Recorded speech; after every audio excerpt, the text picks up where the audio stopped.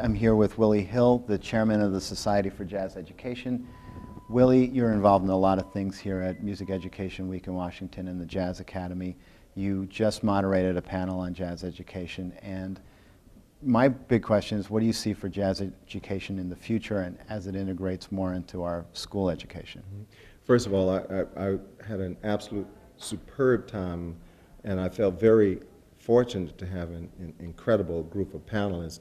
And the overall purpose of that particular session was to get input not only from those individuals and what they thought in terms of the future of jazz education in the classroom and in the various communities, but also questions from the audience.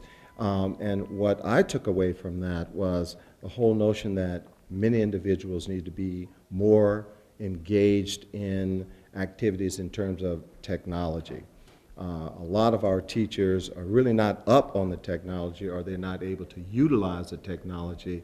So that's something that we really have to do, and I think that can propel us in terms of the excitement, the level of engagement students, communities, and teachers can take advantage of the whole world of technology in terms of even getting charts, accessibility to videos, tapes, etc.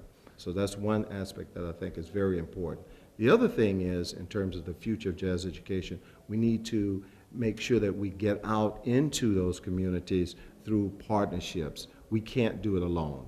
The Society for Jazz Education, MENC, none of us can do this. It's too large an animal with the demise of IHAE, for an example. So there is this huge void. So what can we do? We need to make sure that we partner with the correct industry individuals, the correct organizations, nonprofits, etc., so that we can get the word out through organizations, through companies like NPR, etc. So I think that's the wave, those partnerships, those relevant individuals that are excited about this music and making those connections to help us move forward in jazz education.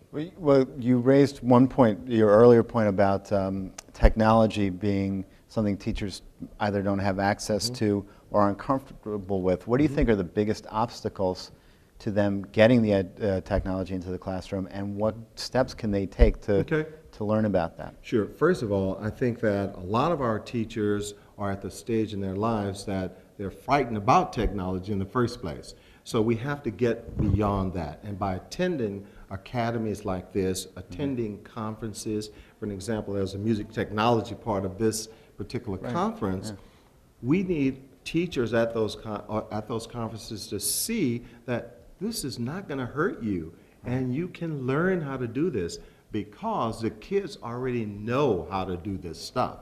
So if we can get them on the same page as even some of our students, then that fear will diminish so that they can be comfortable. I think it's a level of comfort, and they teach what they've been taught, and that technology was not there. But the newer teachers, the younger teachers that are coming into the field have a better handle on the technology. So they're utilizing these I mean, there's a plethora of possibilities, and they're taking advantage of that. So we need to just get that core of teacher to utilize and be comfortable with technology so that they can teach their kids in the most appropriate fashion. And let's face it, kids learn in different ways, different means. We need to take advantage of that technology. I would think that the technology would actually allow you to reach kids who on a more traditional system might seem like they're not able to learn something, but with technology they can find their way of learning it. I'll give you an example of that. If you're doing a unit on Ella Fitzgerald or Sarah Vaughan, etc., you can talk all day about Ella, you can play the recordings of Ella, but if you don't see that video and see those expressions, then it's a whole different ball game. So when they see that Miles Davis is playing that trumpet, oh, these are the possibilities, etc. So now we have that possibility to excite and show passion, the passion that those musicians have for the music. And wow, these are the possibilities for me as a student to get to that level. So in terms of the growth of the use of technology in the classroom, where are the bright lights now? Is it the younger teachers can actually mentor their older peers in some ways, or is it just more adoption? What's So what's the exciting thing for the future there? I think it's a partnership. A lot of these students are bringing this technology to the classroom. Some of the teachers are embracing this, some are fighting it. Right. So you have to get that marriage there. And also, you need to go to places like Berkeley and different schools that are teaching this technology and getting those, making sure that they have the opportunity to access technology through these conferences like MENC is doing right now.